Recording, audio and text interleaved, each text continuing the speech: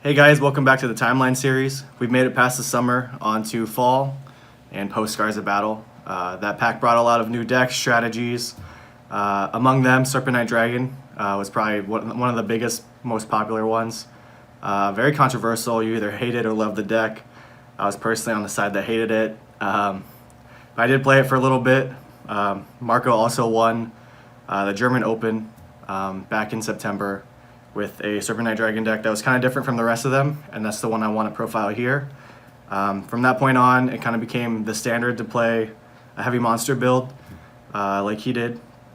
No traps. Some people still played one or two Vigilances, but a lot of people cut on the Summoner's Arts and card advances, which before the German Open were very popular.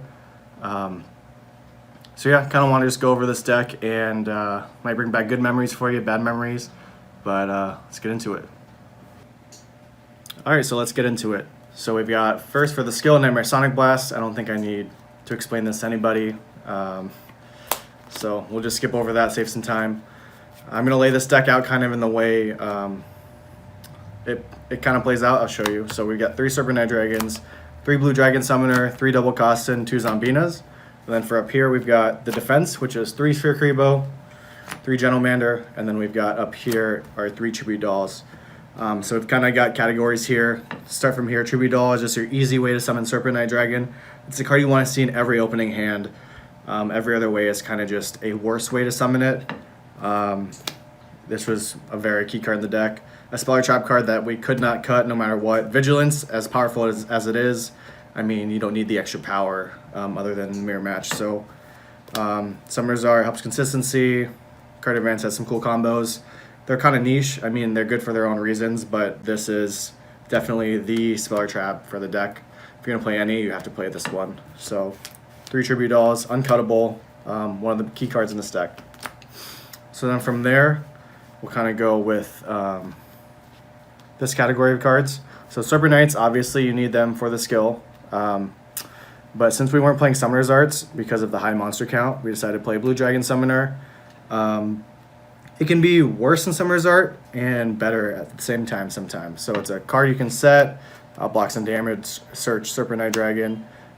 It's a monster you can Tribute Doll, unlike Summoner's Art. So it's kind of, if you already have Serpent Knight, you can Tribute Doll this away, summon your Serpent Knight, search another one, thin your deck out, so that you can reveal these cards off the skill. So that's some pros, some cons. There are obviously times where you open like Tribute Doll, a monster, and this, and you wish it were Summoner's Art, but I don't think playing Summoner's Art over this is worth the worst reveals off your skill once you get going. It's not that much of a consistency difference. So this card's really, really great. I saw some people playing 2 of this. I don't know why. It's just a really good card. So yeah, the Blue Dragons and the S&Ds, kind of a package right here. We got Double Costin. This is your backup way to summon Serpent Knight if you don't see Tribute Doll. It's pretty huge on its own, actually, so summoning it, it's kind of hard to get over. Not even like Command Knight gets over it, so you'd have to like have a boosted Blade Knight to swing over it.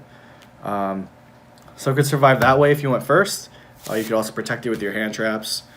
So it wasn't the worst. It was actually a pretty good way to summon it. Post board, this card gets even stronger. I can show you guys when we get there, but other than that, got 3 Double Costins. Pretty much staple for any Serpent Night Dragon deck. And then 2 Zombinas. Card you didn't really see in Serpent Night. You saw a little bit after the German Open and the tournament I won online. But basically, it was just another like kind of like floaty-ish card where you could amass some kind of field presence to summon Serpent Knight this side earlier on, and then you drew like, let's say you had these in your hand and you drew a hand trap later on. You could set your Zombina, it could take an attack, and then you could protect your Double Costin with a hand trap. And then next turn you have a free Double Costin attribute. So that could work. It also combos with Gentlemander. If you use this to block an attack, and then you draw another one, you could set Zombina, it dies, bring back the Grave Gentlemander, and then you drop your other Gentlemander, and that's a lock. So that's some uses. It kind of just synergized with the whole deck trying to either lock or create field presence to tribute for Serpent Knight and get going. So yeah, it was a pretty good card. It was never really great, never really bad either. Just kind of one of those middle of the road cards. And then we get to the part that made this deck kind of ridiculous. So we got 6 hand traps, which is almost a third of your deck. In this deck, every time you reveal your top 4, you almost always reveal 3 or more monsters, so you get to add a card. And after you've already set up, I mean, your deck's going to be even smaller than 20 cards, of course. You draw 4, and then you start going off. So you're almost always going to reveal these cards. So this makes you strong against pseudo outs to Serpent Night. And what I mean when I say pseudo outs are like cards that aren't a clear cut out to Serpent Night, but could. So let's say Blade Knight with a Kunai, or a boosted Blade Knight, Hammerhead swinging in, an Amazon with an Heirloom. Those cards were all invalidated by this build because you could essentially, once you got Serpent Night on the field, you just added hand traps every turn. And pretty crazy. So really the only thing that hurt you was Aerosol or post-board Magic Jammer if you're trying to set up. So these cards are what made this deck ridiculous. It's basically trap cards that you get to add for free while you're getting your +2 off the skill. So yeah, this card on its own is a huge problem. But yeah, I'm sure you've all experienced being Gentleman locked and hating your life because of it. So that's the deck. And we can get into the side deck right here. This is the side deck I played for the online tournament and Marco played for the German Open. Since it's our side deck, I have some good insight for all the cards. Let's lay everything out here for you. So obviously, we'll just get the obvious out of the way. This was for Blue Eyes. That matchup could go either way. You can pop their Blue Eyes and you have Gentleman Lock and all this stuff, but they could also just pop off turn 1, summon a bunch of Blue Eyes. And if you're going second facing down 2 Blue Eyes, I mean, even if you have combo in your hand, you can only destroy 1 Blue Eyes and then you're going to get ran over unless you open a crazy hand with hand traps and also being able to summon Serpent Night. So this was just a nice way to kind of have like I guess you could call it a win button against Blue Eyes. It wasn't a very popular deck, but we wanted to be prepared for anything and everything. So opening this was really great. Or if they had Blue Eyes and you summon a Serpent Night and revealed 4, hopefully you could reveal this and then add it to your hand and then win from there. It does get crashed. Lord of D does crash into it, but you have the 3 Gentlemanders, 3 Sphere Creebos to protect it. So it seemed like a pretty safe bet. We never ended up facing Blue Eyes, obviously, so we don't know, but that was the theory behind that. And then I want to get into Gamil. So one of the hardest matchups for this deck was actually like the normal Monster Enchanting Fitting Room deck with Order to Charge, because they could play Aerosol and Order to Charge. And the thing about Order, it's one of the best outs to Serpent Knight because they get to use it reactively as Serpent Knight's getting summoned, so we don't even get the add off the skill, which makes things very hard. You can't even...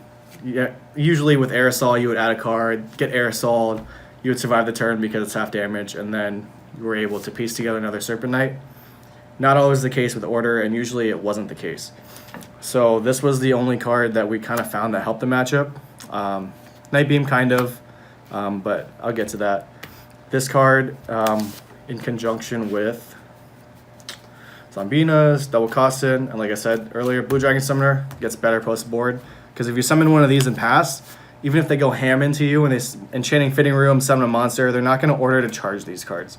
They're going to want to save their order face down. They're going to want to ram into Double Costin or just swing over Blue Dragon, swing over Zombina. If you drop this in the damage step, it boosts everything. Zombina goes to 17, and then these get crazy. It's like 18 and 2,000. So for one, you get to 1-for-1 their normal monster. If this is the only one they had, then they can't order to charge on your turn now.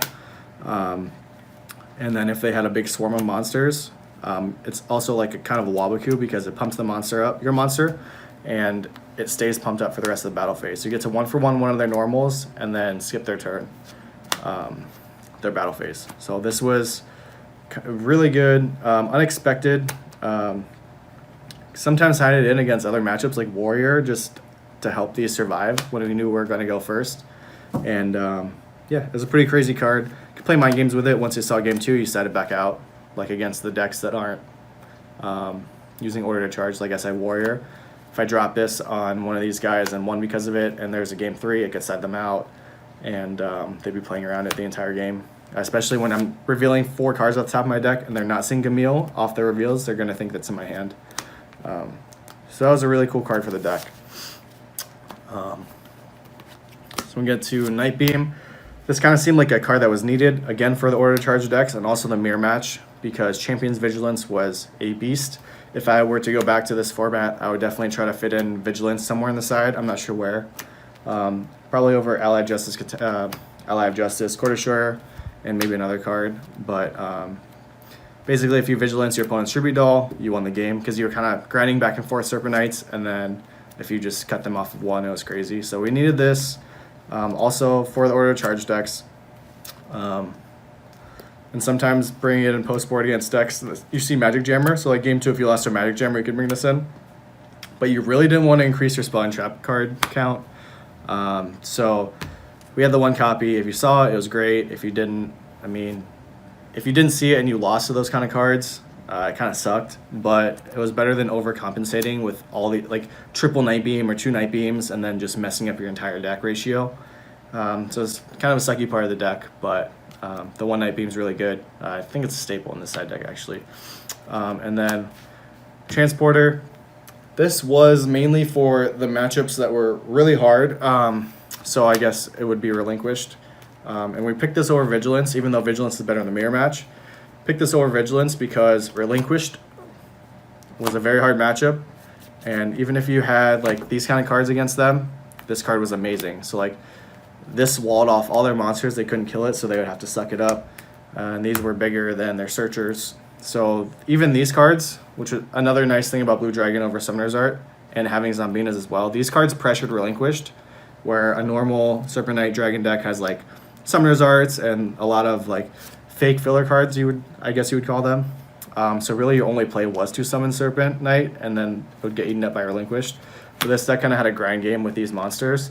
So if they tried to suck up a monster, let's say if you like try to threaten them with double costing, and they try to suck it up, you could transport it away. They would have a 0/0 Relinquished, and then you'd start your next turn with costing on the field and win the game because you got summoned Serpent Knight at a card, blah blah blah.